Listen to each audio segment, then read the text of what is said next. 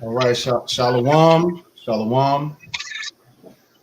Back at it again. We're going to start off by giving all praise, glory, and honor to Yahweh, Hashem, Yahweh Shai, Hashem Makakwadash. Shalom. Double honor to the apostles of Great Millstone, the men that taught us. Shalom to the elect. I'm here with the elder and the brother Shalom. I'm here with the elder Tazayawan Shalom. The Wadi Habashim. We're pulling up, and Shalom to the brother Shalomah as well. The Wadi Yahweh Shemi Awashah for linking us up for this lesson. Lord's will is edifying. So we had spoke about, I think we spoke at camp. We had touched upon the show Fallout. And I just finished watching it a few days ago. Shalomah had mentioned that he watched it. I know you said you had caught some of it. But just to give the synopsis of it, you know, the pretty much the summary of the show. So it's a show about what happens after the nukes drop. You know, the nukes drop. In the first episode, they show you the nukes dropping, and it's this one dude which seemed like, to me, he seemed like a Jake. You know, the actor, he looked like an Edomite. I forget the dude's name, but he got a so-called black daughter because his wife in the movie is a so-called black woman. So anyways, in the first scene, you know, you see the nukes go off. He's at a party, chilling, and all of a sudden they just see a bright flash, and they start running. And then, you know, the show takes off from there. So it shows you these different characters and how it plays out. I think it's like 200 years later after the nukes drop, which we know that there ain't gonna be nothing left in America, Babylon the Great, after those nukes drop. You know, so obviously it's fiction. And take it with a grain of salt, but there's spiritual things in the show that Lord's will. Similar to the Book of Eli. Right. Mad Max. You know, Mad Max is another one. Book of Eli is a great one with Denzel. I know a lot of brothers love that movie. I love that movie too. So a lot of those type of things where, you know, post-apocalyptic world, wasteland, very, you know, harsh conditions of life, like barely anybody surviving, which we know nobody's going to dwell here, period. It's going to be empty because the destruction is going to leave nothing left. But in the show, you know, going to the main point that we're going to focus on in this lesson, there's a scene, I think it's in episode 7 or 8, where pretty much there's a meeting of the illuminated ones on the left hand, you know, the Illuminati, the elites, what have you. And they're pretty much plotting on what they're going to do because they have a company called Vault Tech. Vault Tech is a company which makes bunkers. So they're marketing it to the people and like, yeah, we're a company that's going to help and da-da-da. So the main dude in the show, one of the main characters in the show, his wife works for the company. The one that I told you about, where he's like an Edomite, but he seemed like a Jake to me. But his wife is a so-called black woman, so she's working for the company, and he's trying to figure out like, what does she know that I don't know? Her working on the inside. So he takes and gets like one of those microphones, and he plants it on his wife so that he could hear the inner circle of what they're talking about. And they're talking about, you know, they're rationalizing how they're going to deal with the threat of nuclear war, or how they're going to go about, you know, selling these vaults because they're in the business of making vaults. So for them, nuclear war is going to be profitable. So they have to find a way to make it happen. Or selling the fear of it. Exactly. So for them, and the husband starts to wake up to it. So that's why he's kind of on to what's going on. So he drops the little microphone and he's listening in. And his wife is the one that says, the way that we're going to do this is that we're going to be the ones to press the button. And we're going to start everything anew. And that is a lot of, you know, that pretty much does summarize how the elites think about this. The elites of Esau, Edom. And, you know, Eve is right up there with him. So it's only fitting that a so-called black woman would say that in the show, because Eve is a part of this man's system and a part of enforcing his system of Edomite supremacy, which keeps the Israelite man down, which is so-called Black, Latino, Native American. So anyways, making a long story short, she said that, yeah, so y'all, we should be the ones to push the button. And that shows you how the elite think. They want to be the ones, and they know that they're leading. All of this is by design. But remember, if you want to hold Shalimar, if you want to hold Proverbs 21:1. Yeah, I got you. I also have the scene for you here because I was actually watching the show just to re-up on it. I actually have the scene if you want me to play it. I don't know if the computer will catch it, but I have the scene right here. Yeah, right when he's about to say it. You don't think we're gonna get a strike though? The planet? I don't know. I don't know if you might could play the audio. Yeah, if anything, yeah, I guess it's not like music. You know what I mean? Right. Yeah, play the audio and we'll see if it picks up so that they can. Right. I know a few channels that'll play the scene through the audio, but long as there's no pictures or nothing like that. All right, yeah, that's even better because I was gonna pull it up, but if Shalimar, if you could do that, yeah, I got you. I'm about to play right now. Hold on, I'm about to play like from not the whole thing, but like 23 minutes and 5 seconds in. Hold on, I'm just raising my volume. Hold on.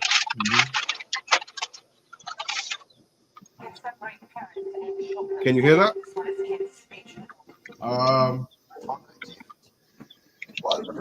It's kind of low. But we're talking about making a significant investment. Yeah, we can hear it. How can you guarantee results? By dropping the bomb ourselves. So yeah, that's the point. He said, "How can we guarantee results?" By dropping the bombs ourselves. Exactly. And you got any points to make, Zaquan? Or like well, I was thinking about the Isaiah 2:15. They shall like hide themselves in the holes, the caves of the earth. Yep, I got it right here. Just all on their enterprise as far as capitalizing off of that. I got it right here. Isaiah 2 in verse 19. It says, "And they shall go into the holes of the rocks." No, start up. I think it's around like 15 or 17. Like Yahweh Shai coming. And the Lord alone shall be exalted. Yeah. Okay. Isaiah 2:17. "And the loftiness of man shall be bowed down, and the haughtiness of men shall be made low. And the Lord alone shall be exalted in that day." Right, because all this things that people proud about, which is basically nothing. But all they pride, the Lord gonna strip that. And people gonna be left with nothing out here.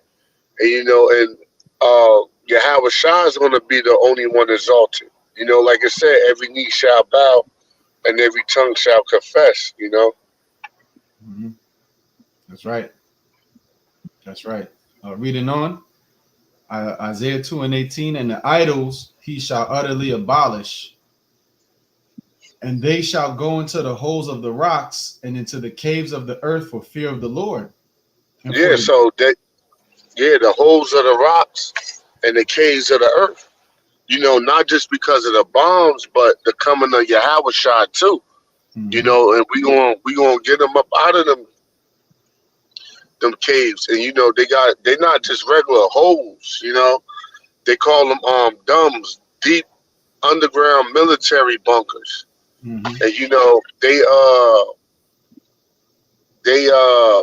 high tech design for them to live down there for decades. Yeah. With air, with water, with all this supply. They got underground shit underwater. They got spaceships, space shuttles, and all of that. Yeah. So you could check. Brothers could check it out on YouTube when they get a chance. Deep underground military bunkers or bases. And the top elites, they got them, but I guess you got lesser luminaries with money, like your Jay-Z's and, your higher ups, lesser luminaries. So I guess, they're going to get into the business. I actually because everybody know Esau, like the gigs up on Esau. Everybody know about the Charagma, the MOTB, the Mark. Everybody know about the NWO. So a lot of people was hip to that. A lot of people was hip to World War III. A lot of people know this devil's next move. So in his mind, he like, well, fuck it. Since they know it's gonna be a nuclear war, we might as well just start slinging military bunkers. Mm-hmm. Like for those, of all different sizes. You know what I mean? They might now, because the earth is vast. So they like, look, we might got some for fucking our cheapest one. I mean, depending on how you want it, it might be $100,000. Mm-hmm. You know what I mean? Our cheapest one. $100,000, but it's not in the safest area, but it will protect you from a blast up to XYZ radius, blah, blah, blah, blah, blah. Right.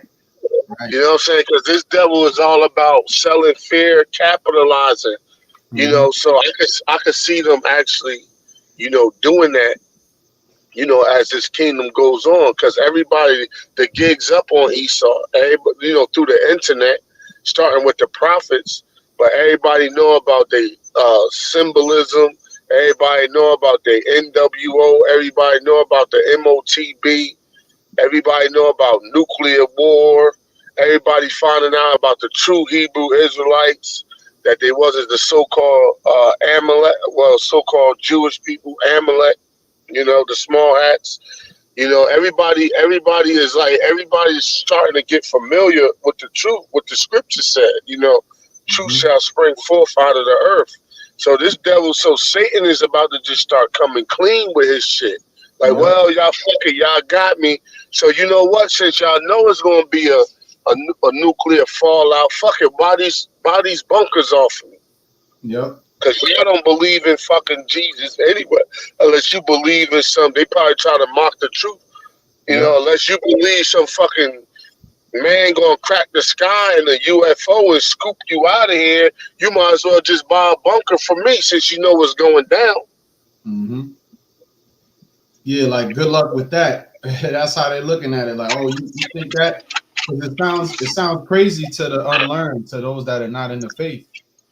Right, and you get to capitalize off of their fear. One thing about business is capitalizing off of people's insecurities or their fear. Like Moab, they know the black woman wasn't taught that.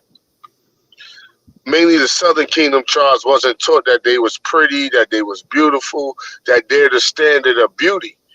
You know what I mean? So they able to come and sell them fake eyelashes, fake hair, fake nails, fake this and that, so they could feel like, accepted. They was told that if they wear their hair natural, they having a bad hair day. So the other nations know this, and they're able to capitalize off of their insecurities, and they're able to, and they know they are beating down people, from the curses and stressed out, from slavery. So they come in the neighborhoods with the liquor stores and all of that. Like the scriptures say, the dogs came and licked his wounds. Basically they ate and prospered off of the conditions of Jake. So that's what this devil do. He's gonna, not just Israel, but he's gonna capitalize off of people's insecurities and their fears, to make money. And that shit probably don't even work anyway, or he probably don't give you the key when it's time to go there. He got some button to lock you out or some crazy shit like that. Mm-hmm. Another thing I thought about too, if I may, was that that earthquake just popped off. All it takes is a little earthquake, and there goes you in your bunker, crushed under all that pressure. So there's no real protection. There's nothing. There's nowhere to really hide. But we know the Lord is gonna preserve them to be slaves. The elites. But a lot of them bunkers is gonna be straight up crushed. A lot of them bunkers ain't gonna make it because the earth shall reel to and fro like a drunkard. So not just that, they got underground. They got smart bombs. Yep. That when it hit, they start digging in the earth. Yeah, bunker buster. And and they dig down, and then they blow up underground. They Yeah. don't blow up on top of the soil. How you gonna do So the that? Lord could just like blast your ass up out of there, Mm-hmm. like from inside the earth. That's right. You want me to finish up that verse? Yeah, kind of. Isaiah 2:19, and they shall go into the holes of the rocks and into the caves of the earth for fear of the Lord and for the glory of his majesty when he ariseth to shake terribly the earth. There you go. Yeah, kind of. Yep. So Shalimar, you still got that Proverbs 21. If you had any points, let them fly too. Yeah, I just had this precept in Second Ezra for what the elder was saying, how No pretty doubt. much through the prophets, everybody's been put on game about, who the true Hebrew Israelites are, who Esau is, what the MOTB is. Mm-hmm. This is Second Ezra chapter 6 and verse 27. It says, "For evil shall be put out, and deceit shall be quenched. As for faith, it shall flourish. Corruption shall be overcome, and the truth, which had been so long without fruit, shall be declared." So at one point, the truth was without fruit because why? You have the man of sin, Esau, Edom, the ones, the elites, covered the earth with their lies. But what? The Heavenly Father, when you go into Ezekiel, the 37th chapter, I will raise them up out of their graves, out of those dry bones. What? He's raised us back up and he's put the truth within us. And now what? You see faith flourishing through the elect. But that's it. Mm-hmm. No doubt. What you want me to get? Proverbs 21:1. I got you. 1 second. Because them councils that they had, like you just played the little short clip there, they don't realize how the Lord got them doing these certain things, and they think that because remember they see the bulk of the prophets is in Babylon, America, so that's another reason why the Lord put that thought in their mind. Well, just crash America. The whole system is going to crash, but Babylon the Great is going to fill it amongst the worst, of all the nations, because we know the Lord is going to not only crash the economy, but he's going to terrorize this place with apparitions, different spirit, different beasts, different curses and plagues and different things is going to be happening. So in the elite's mind, it's saying, well, the prophets is over there. Well, we just going to blow that whole shit up and that'll solve our problem. But they didn't count on the fact that Yahweh Shai is going to come back and save his elect from that destruction, You got it, Shalimar. Got you. This is Proverbs chapter 21 and verse 1. It says, "The king's heart is in the hand of the Lord, Yahweh. As the rivers of water, he turneth it whithersoever he will." Yeah, there you go. So they think that they're going to get away with this shit and go into a bunker. And, if you continue on in her speech, matter of fact, if you could, you have the rest of what she said. Yeah, play the rest of what she said too, because there's a lot of other. Let me run it back a little bit, and then because it just shows you the mindset of how they're thinking about how this is gonna go. Was it clear enough for y'all, or? Yeah. When you went close to the TV, I got you. I'm gonna play it back again.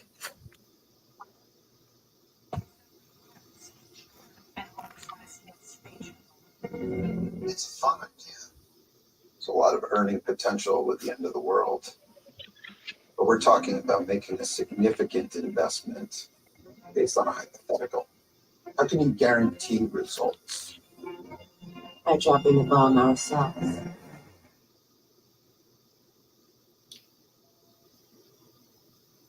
Yeah, is there any more? Hold up. Everything all right, Mr. Howard? Oh yeah. I know she does say a little bit more. I'm fine, Betty.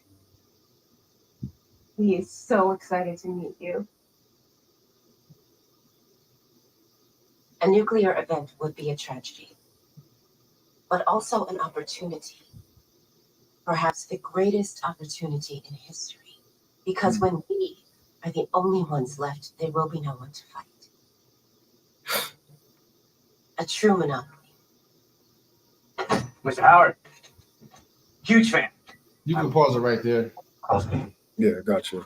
So that was another point. You know, that was another thing that she said that was heavy to me, because she said this is going to be the way that we can, you know, we'll be the ones to fully control, because remember, we're the ones that spoiling their plans. You know, the spirit of the Lord being present amongst a lot of other people, but the main problem is the prophets that's speaking the truth and exposing Esau, like the elder said. Esau being exposed, and it ain't just us.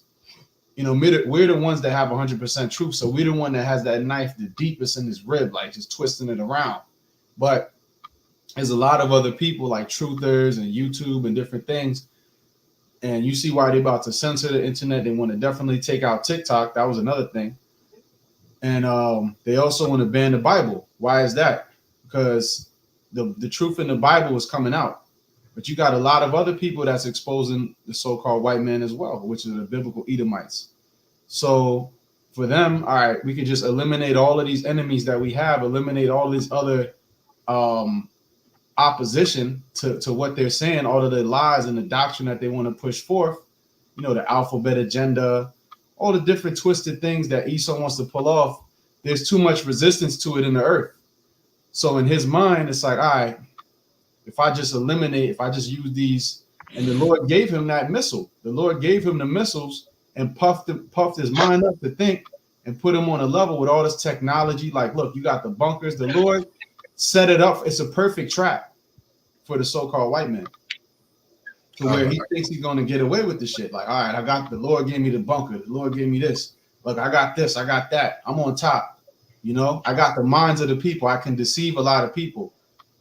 But what is the glitch in the matrix? What is the wrench in his plan? Is the prophets, the spirit of Yahweh Ba'Shem Yahushai. And ultimately, the main thing is going to be Yahushai coming back. So he's hoping that he's going to set the missiles off and ain't nothing going to happen. The Lord ain't going to come back. But we know, according to prophecy, the Lord is going to come back right in that very moment. You see? Yeah. Could you get Revelations 12? He got a short time. Yep, I got you. Get it in a blue letter. Yeah.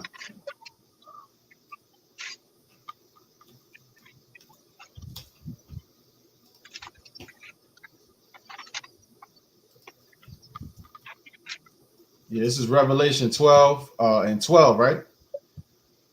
Yeah. Or you want to start at 10? I think it started at 10. Okay, Revelation 12 and 10. And I heard a loud voice saying in heaven, now is come salvation and strength, and the kingdom of our God, and the power of his anointed. For the accuser of our brethren is cast down, which accused them before our God day and night. Which is Esau, the Edomites. You know, we know. And they overcame him by the blood of the Lamb and by the word. The Lord died for ultimately the elect. You know, the elect first, but ultimately the whole nation. But start with the elect. And by the word of their testimony, and they love not their lives unto the death. Therefore, rejoice, ye heavens, and ye that dwell in them. Woe to the inhabitants of the earth and of the sea, for the devil is come down unto you, having great wrath, because he knoweth that he hath but a short time. Right. So, get the word devil there. Yeah, the word there for devil is yeah, I got it. It's diabolos, and it says prone to slander, slanderous, accusing falsely, a calumniator, false accuser, slanderer, metaphorically applied to a man who, by opposing the cause of God, may be said to act the part of the devil or to side with him. Right. So there you go. That's the one. So read that last final definition. Oh, the Strong's. It says Metaphorically. Oh yeah, I got you. It says metaphorically applied to a man who, by opposing the cause of God, may be said Which to is Esau, through his system, who opposes and exalteth himself all that is called God, as it says in Thessalonians. may be said to act the part of the devil or to side with him. So there you go. So the proof is in the pudding. But it says what? Knowing he got a short time. So right now, you know, he's trying to set up his new NWO. Once all hell break loose. I bet that's the brain and shit. Oh, it's raining? Once all hell break loose, he gonna try to jump to conclusions. So in this NWO is gonna be failing them. So his only way to try to bring it in is to just bomb, like drop the bombs itself and start all over. But that'll be against scriptures because the Lord said the meek shall inherit the earth, not the wicked.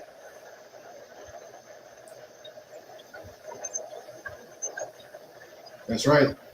You know, so he's trying to reverse the judgment. Yeah, there's a scripture that says his thought. Oh man, I'm trying to think of the one. Their thought is that their house shall continue. Yeah, Psalms 49:11. Yep. Oh, I got it. Yep. Yeah, this is Psalms 49. Psalms 49 and 11, and it reads, their inward thought is that their houses shall continue forever, and their dwelling places to all generations.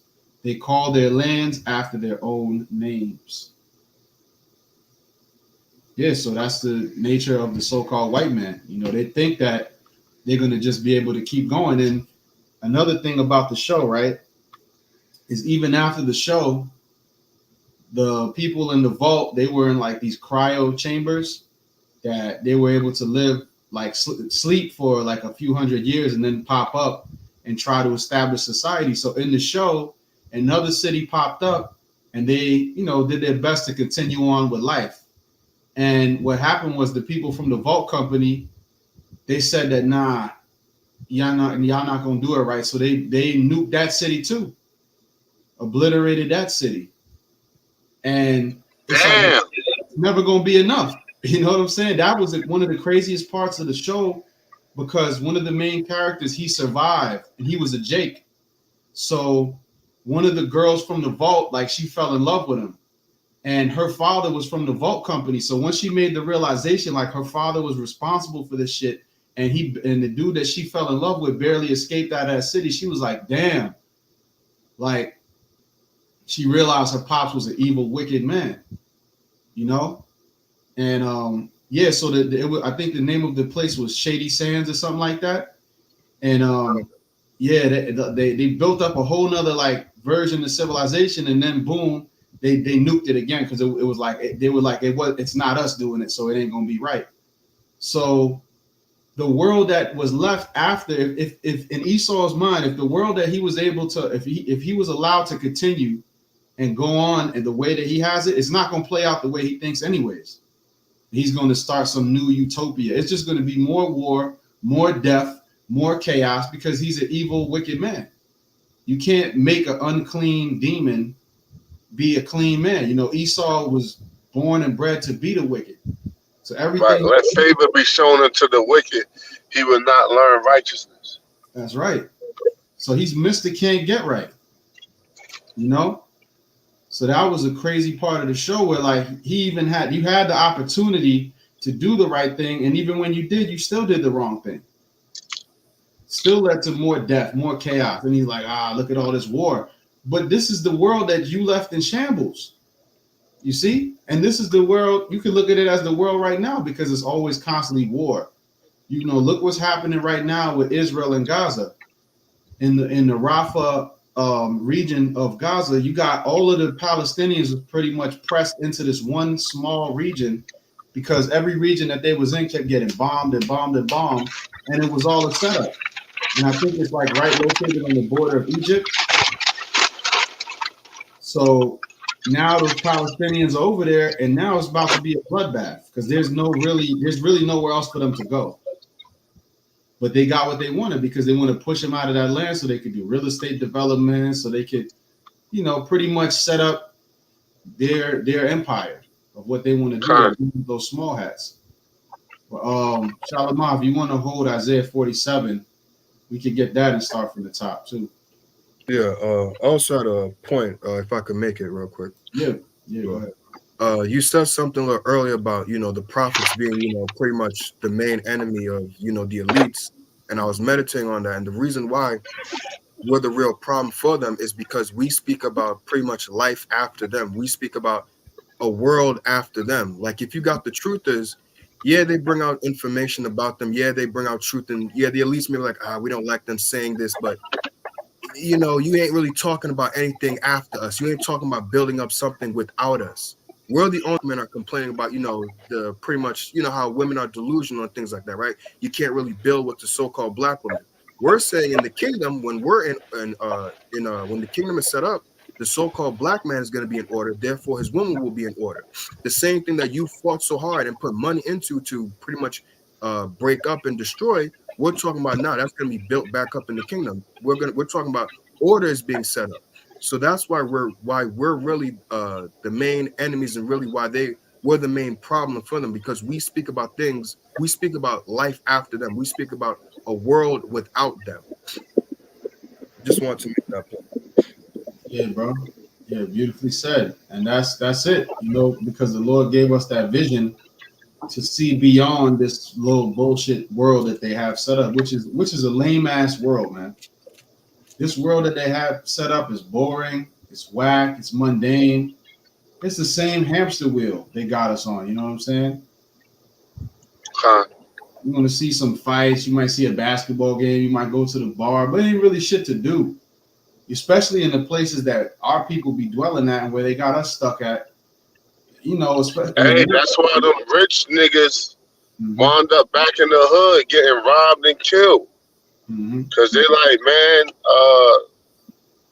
having all this bread, being around these corny ass Edomites and other nations, they get tired of that shit. They like, man, I'm going back in the hood. Because people think like, yo, why would, it is stupid on a surface level. Like, yo, these niggas rich as hell still hanging out in the hood with jewelry and shit on, then they get robbed and killed. Like, why is they doing that? But then when you look under the surface, it's like, yo, when you got all that bread and shit is like, the people that's at top, they're a bunch of phonies, a bunch of fakes, a bunch of fucking weirdos. You're a 24, 27-year-old Jake from the hood. You like, yo, I'm going back in the hood, like where shit was like a little more exciting, where shit was a little more genuine, where I could interact more. You know what I mean? But being up top, but Lamborghinis, yeah, all that shit cool, but nothing like that social class where you can interact on a level. Yeah. And that's where Jake was born and came up from. So that's what they identify with.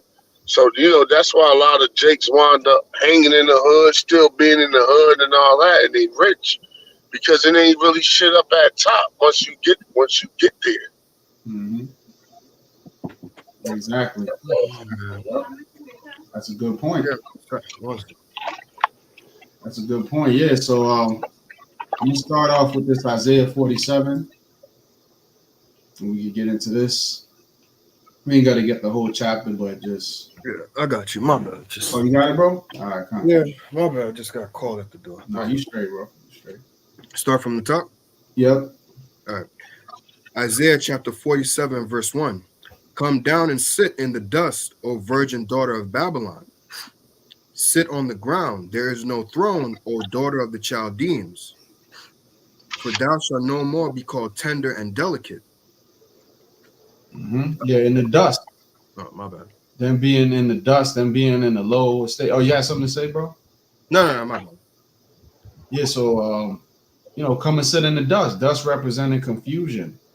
The virgin daughter of Babylon. Psalms 137 mentions it. I could grab it. Right.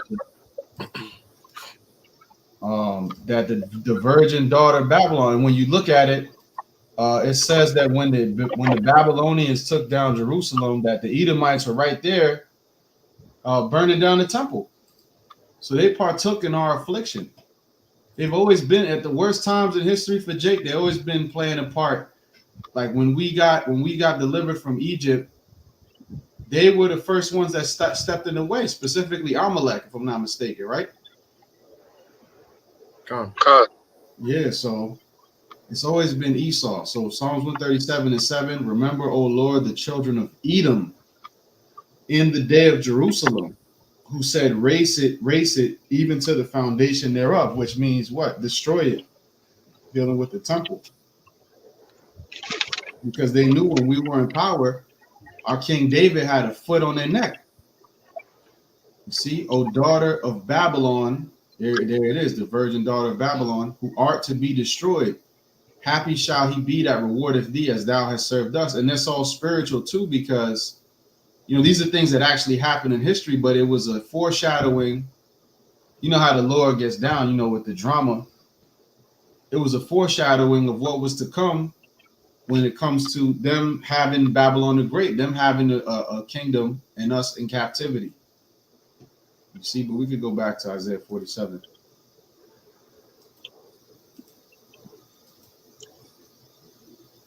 It said also that there is no throne or daughter of the Chaldeans, meaning their rulership is going to be taken away from them. Thou shalt no more be called tender and delicate, because America was looked at as the principal, the chief place, the chief civilization, and they always glorify Rome and Greece, and America is a spitting image of Rome. So of course they're going to glorify those, but those were some wicked societies when you go into the history on them. Baba Kushal, son just came to mind. Could you go back to Psalm 137 real quick? Yeah, I got you. Now, starting from verse 7 says, remember, O Lord, the children of Edom in the day of Jerusalem, who said, raise it, even to the foundation thereof. Now, like you were saying, at one point, even though Israel was being wicked, at one point we had our kingdom, we had our society, we were set up, right? So what we're asking, my bad for the background, what we're asking the Lord here is what? Remember, Lord, how Edom was the way they were what? When they was like, oh, when they was good, oh, take them down, destroy them. So now what? We see what? The roles reversed now. We're at the bottom and they're at the top. So remember, Lord, when they was like, oh, destroy us. Okay, now we're at the bottom. We want you to hold that same thing to them now, Lord. Now that we're at the bottom, take them down, destroy them. That's just something that just sparked up in my mind. Mm-hmm. Yeah, beautiful point, bro. I got another precept dealing with that. First Ezra 4:45. This is in the RSVA. It says, you also vowed to build a temple which the Edomites burned when Judea was laid waste by the Chaldeans. So here comes Esau with that brotherly love bullshit. But when the time was when we were getting fucked up, you were there further in our affliction, making it harder for us, making it, stopping our people from escaping, and just making our lives a living hell. We had come at it again, mentioned in Egypt. They could have just let us pass through, but Esau always had that hatred, man, since he lost the birthright, and it goes down to his descendants as well. They've had that hatred. So when you see an Edomite, and these average everyday Joe Schmo Edomites, they don't know what the fuck's going on, man. They don't know what the hell's going on. So we really dealing with these elites, man. You elites, you're in the know. You know what's up. They be watching our videos, man. The apostles, the elders, the brothers. Jacob Rothschild sitting in a chair in that bunker, sipping wine and watching these videos, losing his mind. Yeah, you could go back. Or you had something else to say, Shalom? No, that was it. Okay, Khan. You had anything, any precepts you want me to grab? Elder Tazaya? Nah. I was just following. All right, cool. So you could continue then in Isaiah 47 and 2. Got you.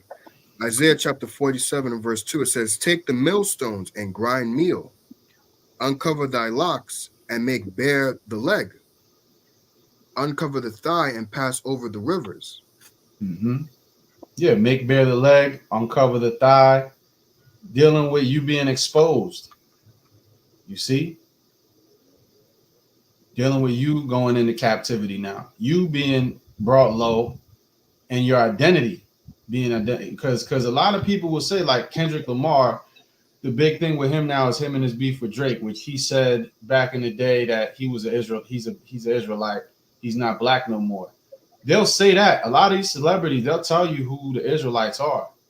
You know, at least when it deals with the Southern Kingdom, but they don't touch on, even though he did mention that on his album. He mentioned the blacks, Latinos, and Native Americans Israelites. So, you know, I give him credit for that, but they're not going to tell you who the Edomites are. That's the thing. So it can't just be that we're the only ones who know our biblical identity, but nobody else has a biblical identity. Everybody has a biblical identity, whether it's Elamites, being the Iranians, the Persians, you know, whether it's the Arabs, being the Ishmaelites, whether it's the Africans, being the Hamites, you know, dealing with those that are not of our people, because we got a lot of our people in West Africa and different parts of Africa as well that are Israelites, but dealing with the Hamites that are there, you know, you got all these other nations, you got the so-called white man being Esau, but somehow, some way, you know, they'll say that the small hat gets to be the Jew, you know, but everybody else is, you don't have a biblical nationality, but he gets to be the top, not just any tribe of Israel. He's claiming the top tribe. He's claiming he's Judah.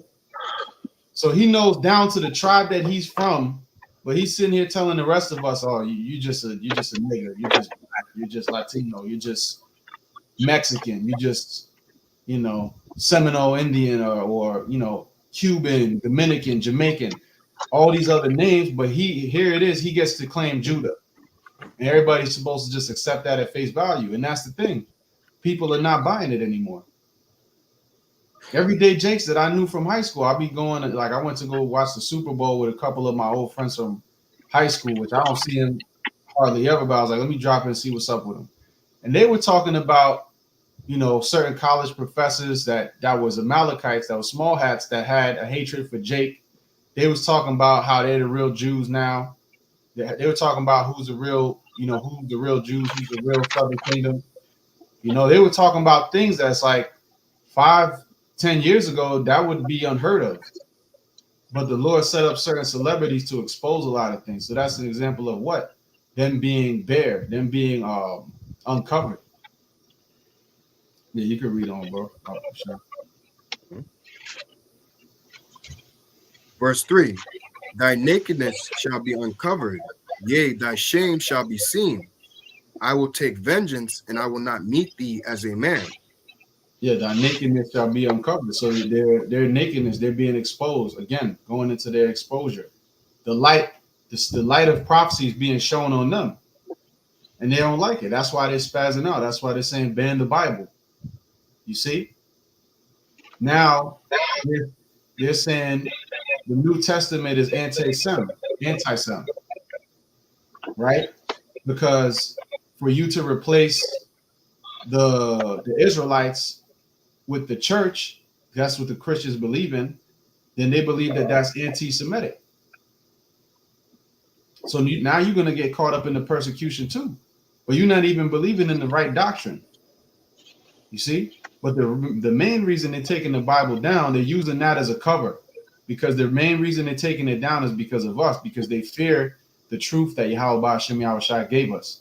So our Lord said, what? I will take vengeance and I will not meet thee as a man. So he's not coming to the United Nations. All right. He's not coming to have a delegation sent.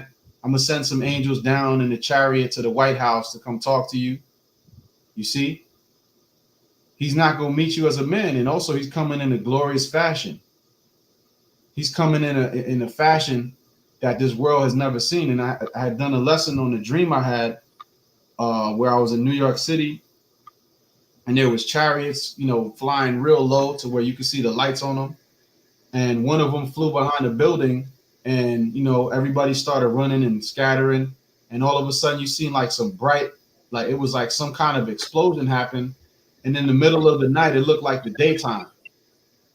You see, and that was spiritual too, because it's like in that time of Jacob's trouble, which is likened unto the night, we're gonna have light, we're gonna have protection, we're gonna have the knowledge of wisdom and understanding, which is gonna be our stability. But in that dream, in the middle of the night, it was like 1 a.m. and all of a sudden the light, the sky was as bright. It was as though it was daytime in the middle of the night.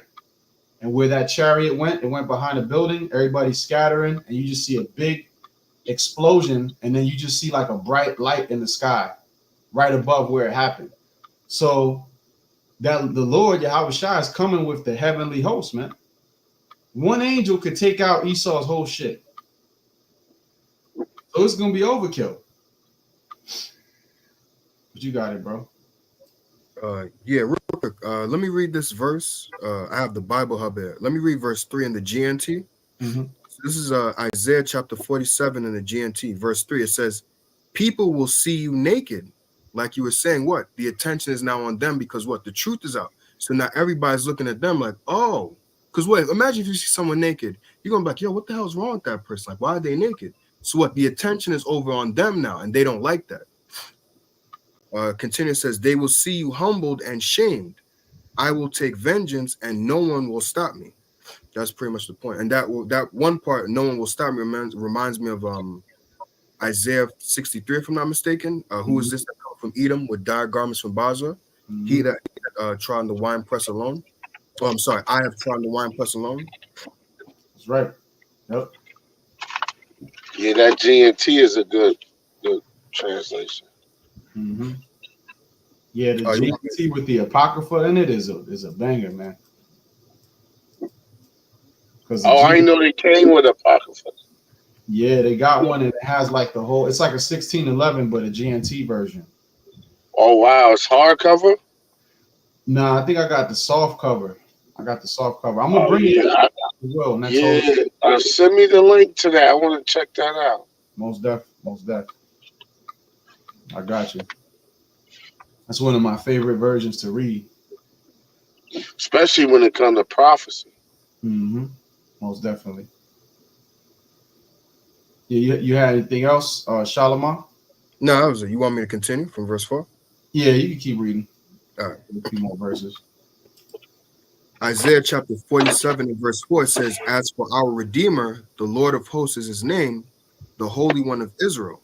Mm-hmm. Sit thou silent and get thee into darkness, O daughter of the Chaldeans, for thou shalt no more be called the Lady of Kingdoms. Mm-hmm. Sit thou silent and get thee in the darkness, representing being in an ignorant state and just not having the answers,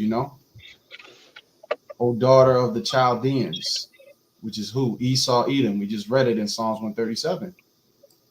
Okay, so the scriptures are a puzzle, and people think, you're just going to understand the scriptures as, the scholars, they try to interpret the scriptures in the carnal way. And that's why, they might get certain things, but they don't have the 100% because they can't piece together the puzzle pieces, which the Lord gave that to us, through the Holy Spirit. But America's not going to be called that Lady of Kingdoms. She's not going to be called that tender and delicate woman. Everybody want to go to America. America's the light of the world. America stands for freedom and justice, which has never been the case. That's just propaganda that they've been able to, pull the wool over people's eyes. So with America being exposed, it's the same thing as Esau being exposed, because this is his glory. This is his kingdom.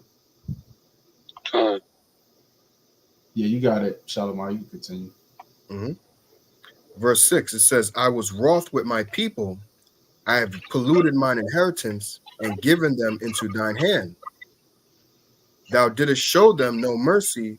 Upon the ancient hast thou very heavily laid thy yoke. Yep.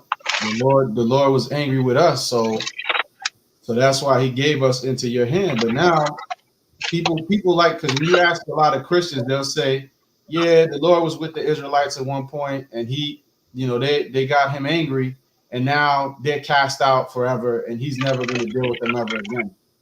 And that just shows an ignorance and a darkness about what the scriptures are saying, because the Lord always promised that he was going to have mercy. He always promised that he's going to bring people back. But we had to serve our sentence. You know, we had to go through the transatlantic slave trade. We had to go through captivity. We had to go through being on the bottom. We had to go through, you know, the Northern Kingdom running over the Rio Grande to get to America, to, you know, dealing with coyotes to get to a place where they feel like they could get more prosperity, working off of pennies a day, working in GMO fields, you know, for very little. You know, they got those fields that are laden with pesticides. So those people, a lot of them got cancer and died. You see, it says in James that, you know, the laborers that he took no account. So our people is on the bottom, man. You know, our people are the ones doing the hardest jobs. Our people are the backbone and the foundation of America, Babylon the Great. So there's no way you can't get around it. You know, the fabric of America was established by Jake. You know, that's like that line that Nas said. He said Betsy Ross sold the first American flag. I bet you she had a nigga with her to help her old ass. So there you have it. That just goes to show that it's always been Jake. It's always been us, so-called Black, Latino, Native American, making this place go on. You see? So without us, there would be no America. Now they don't, with the help of computers and shit and robots, they don't need us no more. Right. That's the thing now. Yep. That's so the thing. now they want to exterminate motherfuckers now. Exactly. Yep. Great point. With the AI, that's why a lot of these companies are going under, because they're like, man, we can't afford to pay you niggas no more. Like, y'all gonna have to figure it out. And that's why mine ended up with Prophecy. They got the perfect setup for that Karagi, for that chip to come. Because there ain't gonna be no more jobs. AI is gonna be doing everything. Robots, you know. The only thing the that UBI, Universal Basic Income. That's right. Yeah, the UBI, Universal Basic Income. And I heard that I think actually Bukhar has shared an article about Home Depot hiring armed guards. So how you think they're going to be able to pay for employees and also armed guards to stop people from looting? They're just going to stop having employees, and they're just going to be everything digital. And when you walk out of the store with something, it's going to get charged on your chip automatically. Or they just going to, you know, have the online shopping. Yeah, or that. Yeah, they won't even have a store. They might have a handful throughout the whole U.S. That's why they're shutting them down, because like a lot of things that's not in the store, like you could just get online. And what Esau's doing is he's making it where the online shit is cheaper. You know, so say you go to Walmart and the item is $34. You could get it online for like $22. Yep. That's right. Yeah.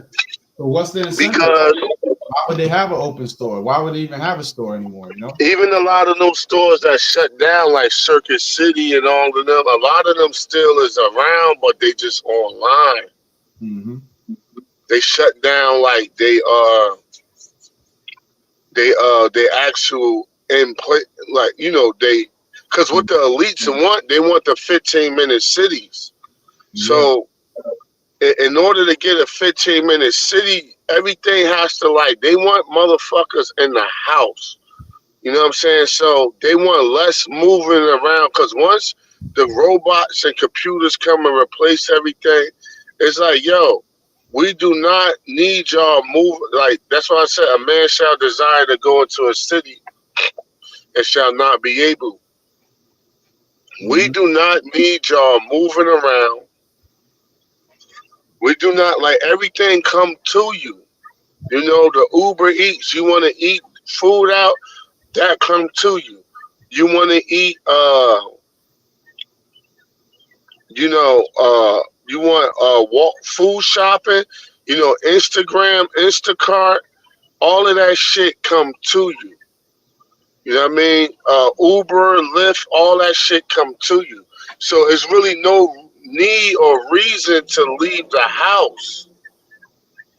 You know, and a lot of these stores, due to the, which is by design, due to the looting and stealing, they're not going to carry like certain products. It's going to be like, yo, we carry that, but you got to get it online. Like everything's going to be online. They making it such a benefit because, you know, the scriptures say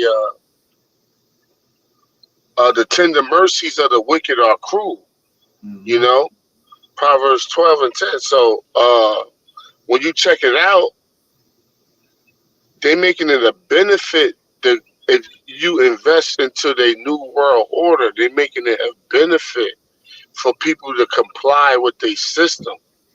You know, the Poweo. So, like electric cars, right? Like now, if you drive and you don't got a hybrid, at least a hybrid, you gonna feel it.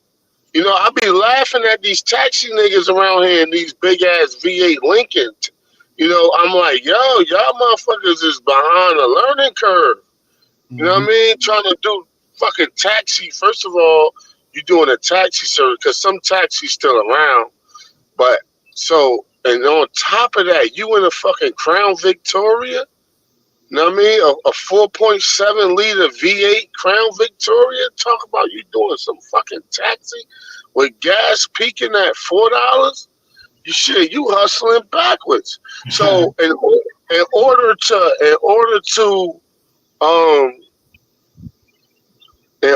to get people to comply with the system, they offering deals, right? And people love something cheap. People, like, even if you're trying to save your money, you like, I ain't shopping, I ain't buying nothing.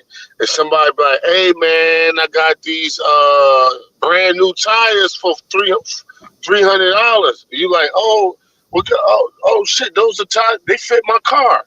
You be like, yeah man, like I only want $300 for them, they $1,200. You like, yeah, I seen them for $12. You're gonna buy them tires. You might borrow the money to buy them because people hate passing up a deal, especially women. You know what I mean? I even hate it be shit I don't want to buy, but I wound up buying because I'm like, damn, how much you want for that? It's like, you kind of be a fool not to buy that shit. Even if you don't need it, it's kind of like it's like an addiction. You know what I mean? So Esau knows, like, I'm gonna throw deals out there. You know what I mean? I'm gonna throw hella deals out there with the gas on the hybrid. Now, see, you win with the hybrids, right? Because most hybrids, not even the newer ones, you could get like a 2020 hybrid, and that's like half electric, half gas. Now, when they go under, they have severe problems where you might pay like $1,500 for a battery and so on. But however, these hybrids, you could get 50 miles a gallon. Crazy. You know what I mean? Or 60 with the Priuses, you could get like 60 miles a gallon. Yeah. And they hold like 15-gallon tanks. So 60 times 15, that's 900 miles. You can go to Florida from New York with that one tank. You could go to New York to Florida on one tank and still, because that's what, like 700 and something miles, and still have miles left. So imagine like a mother, like somebody like my mother that just sit home all day, that just do little local driving. If she had a hybrid, a woman like her had a hybrid car doing 60 miles a gallon, she'll be filling up like every fucking 4 months. Yeah, word. She'd fill up, she'd be like, oh, so when she'd be like, oh, gas is $9, she, in her mind, she like, well, yeah, I hear you, but like, I don't worry about gas, like, cause I mean, I put like $50 or $60 in to fill it up every 3-4 months. Even doing Uber and shit in them hybrids, and you can Uber all day, every day for 12, 14 hours a day. Oh, in them hybrids, 50, 60 miles a gallon, you could fuck around and fill up every 3-4 days. Mm-hmm. It still be So making. yeah, so the point is Esau is making it where he's throwing benefits. Know what I mean? And that's what's gonna come with that charagma. He's gonna have it where it's super fucking beneficial to go digital. You know what I mean? It's super beneficial to go digital and the deal. He pushing the electric cars. You know, Yep. you can't even do fucking Uber and like because in taxi in New York, you can't even do that shit with the TLC because they shut down the license. But they're like, look, if you got a wheelchair van, you could do it, or if you got an electrical vehicle. Because now Esau want the electrical vehicles because now he could shut your whole fucking car down. Mm-hmm. You know what I mean? Say you did some bullshit, tried to go on a run, he just shut your whole fucking car down. Or he'll tell people like, yo, somebody steal your car, carjack your car. You can punch this code in once it comes to a stop at the light or something, and the shit will just shut down. Mm. Yep. And you could get your car back within minutes. Mm-hmm. So people will be like, oh, hell yeah. And Esau is making shit sweeter and cheaper. So, like, if you shop, like, people who shop, they be like, if you shop online, you go on, and people on the stores will tell you, you know, like, I got, like, little Timberlands and all that. And that's what's shutting these stores down because they, like, they got price match. So, they like, yo, how much you want for them Timberlands? They're like, oh, 500. You're like, well, look, they 400 online. So look, if he can't match the price, he lose out. But a lot of these stores wound up telling me, they like, yo, I can't match the online price. We got to pay for rent because they rent the buildings. We got to pay our employees. And we get taxed on the shit and all that. He was like, "It's no way I could sell you these boots for fucking $400." But I'm like, "Yo, you gotta work with me because like, I got fucking Amazon Prime, nigga. I don't even pay for like shipping. You know what I'm saying? Like, and most shit is on Amazon. So not everything is Prime, but it's like, yo." You know, and sometimes when you shop online, they be like 30% off, 20% off, on top of the low on the low prices. You know, so this devil, you know, not to, you know, talk your brother's ears off, but man, this devil, man, he got the poeo. You know what I mean? The foundation being set up, and it's being set up at a fast, rapid. Moving pace. Like the car washes, they got the self. I don't know too much out there, but they got the self machine car wash. Mm-hmm. Now you got to vacuum the inside yourself, but if you go get a car wash, that shit like $35, $40. If you go to the motherfucking, you know, it's the car out there and the machine and you wait for your car and all that, that shit like 30, depending on where you go, what you get, $35, $40. Man, I go to the manual shit. You get the ticket, punch the code in, and the motherfucking robotic machine arms come down, clean the fuck out of your car for $9. Mm-hmm. Yeah, so what? And that lays people off. Yep, he's giving them the incentive to everything setting up for the system, the MOTB system. It's all set up. The incentive is there, the comfortability is there, the convenience is there, and ultimately it's going to come down to these people in their mind surviving. How am I going to survive? Well, I got to get with the times. Everybody got it going on. Everybody got a chip, man. What you mean? What's the problem with that? What's the big deal? It's just a small little, it's just the size of a grain of rice, man. You mean the Lord gonna kill me for that? Right. That's what the scripture says. Yeah, he is. He's killed for less. You know? I remember dude caught the Ark of the Covenant. I was just thinking about it. Yeah, that was ill right there, because only Levi could touch it. Yup. Yup. And I think The sons of Aaron, the yeah, high even priest. amongst Levi, there was like levels of who could do what and who could touch what. Right. Like certain of the Levites weren't even allowed inside of the tent of the tabernacle. So it was levels even within that. And you think he's thinking he's doing something right, grabbing the ark. Oh, I don't want it to drop. And the Lord smote his ass, man. Yeah.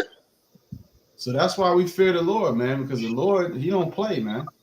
And we thank the Heavenly Father for sending Yahweh Shai so that we have a place of mercy, like a place of a sanctuary of mercy, so we can have some way out of this, because if it was going according to the laws, man, we'd be cooked. All of us, man. Hell yeah. But yeah, you got it, Shalom. If you want to read, you can read just a couple more verses, and then we can pretty much wrap it up. Unless y'all brothers got any. Yeah, because I got to get up out of here in a minute. Yeah, we just going to get like a couple more. Yeah, like maybe 7 and 8 and 9. Just breeze through it real quick, and we can just end it right there.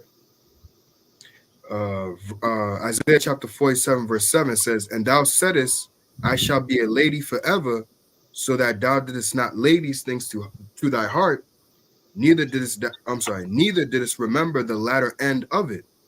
Right. Yeah, so they didn't consider. Actually, if you want to break it down, bro, you can break it down, Shalom. No, I'll read it again. Verse 7, and thou saidest, I shall be a lady forever. Right. So they thought that they were going to be up forever. So that thou didst not lay these things to thy heart, neither didst remember the latter end of it. So they didn't, like you were saying, think of, there's going to be consequences of the things that we're doing right now. Right? For, like it says in verse 6, for touching the Lord's people, there's no consequence for that. We got it. I think in Psalms, the 50th chapter, it talks about, pretty much, you thought I was one as yourself. You thought everything was all good between us. Nah, there's going to be a recompense for the things that you've done.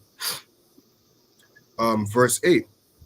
And also, I want to mention when you read like verse 7, 8, and I believe 9, it goes into the mentality of the elites, those up top. But you can liken unto the people, because like it tells you in Sirach, the 10th chapter, as the judges, so are the people. So even the people have this high mind where they think that nothing's going to happen, nothing ever bad will ever happen. Right. So verse 8 it says, "Therefore hear now this, thou that art given to pleasures." And what people, like I said, are all about pleasure here in America. So this also applies even to the people, right? But again, mostly it's speaking about the higher ups again. It says, "Therefore hear now this, thou that art given to pleasures, that dwellest carelessly, that sayest in thine heart, I am, and none else beside me." So basically saying that there's nobody else that can do the things that we can do. We have the atomic bomb, we have the nuclear bomb. Who can stop us? Who can match the things that we can do? And again, on a low scale, even people have that same mindset. Where they have that himothy, I'm him. There's nobody else like me. I'm him.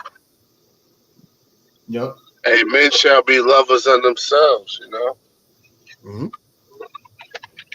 Right. So continue, it says, "I am, and none else beside me. I shall not sit as a widow, neither shall I know the loss of children." So they don't think that they're going to lose their empire. They don't think that they will be brought down to the ground, like it said in verse 1. Just like, again, with the people. People don't think, because when we prophesy to them and tell them that, hey, bad times are coming, they don't think that. If you go into, my bad, I'm not trying to make this on, but if you go into Sirach, the 5th chapter, right, and you read like the first couple of verses before you hit the point in verse 7, those first couple of verses go into being presumptuous, basically going into what? You think that, because you have all these things in your life, that you're going to be good, that everything's going to be fine. But now it goes into verse 7 telling you what? Make no tarrying to turn to the Lord, for in the day of thy security thou shalt be destroyed in the day of vengeance. So when you read those first couple of verses, go into being presumptuous. And that's the mindset that people have, that they think that all the things that they have, the house, the car, the money, that the job, right, that they think that these things will continue forever and they will be set up. They won't have to see the loss of anything. That's right. Yep. Verse 9, it says, "But these two things shall come to thee in a moment, in one day, the loss of children and widowhood, they shall come upon thee in their perfection, for the multitude of thy sorceries and for great abundance of thine enchantments. So going into again the elites, that what these things are going to come upon them into perfection. It's not going to be held off. Mhm. You want me to stop right there? Yeah, yeah, you can go. You can read like one more verse. I got you. So verse 10 it says, "For thou hast trusted in thy wickedness, thou hast said, none seeth me. Thy wisdom and thy knowledge it hath perverted thee." I'm sorry. "And thou hast said in thy heart, I am, and none else beside me." Right. So what? They trusted in their wickedness. They thought that what? The way of their way of doing things would what? Hold them up forever. Again, going into the mindset of the people, they think that living that certain lifestyle, nothing bad will happen to them. I'm gonna be good. But nah. The wicked lifestyle that you're living is what is gonna be the end of you. And that the wicked lifestyle that you're living has what perverted your mind that you can't even see that what there is a recompense for the evil ways that you've been living.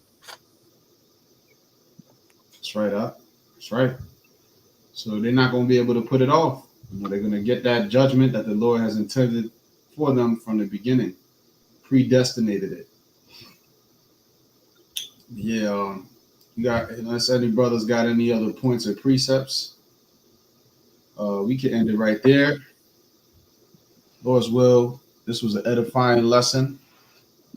And we're going to end it right there, giving all praise, glory, and honor to Yahweh, Ba'ashem, Yahweh Shai, Ba'ashem Achakadah. Kakadash.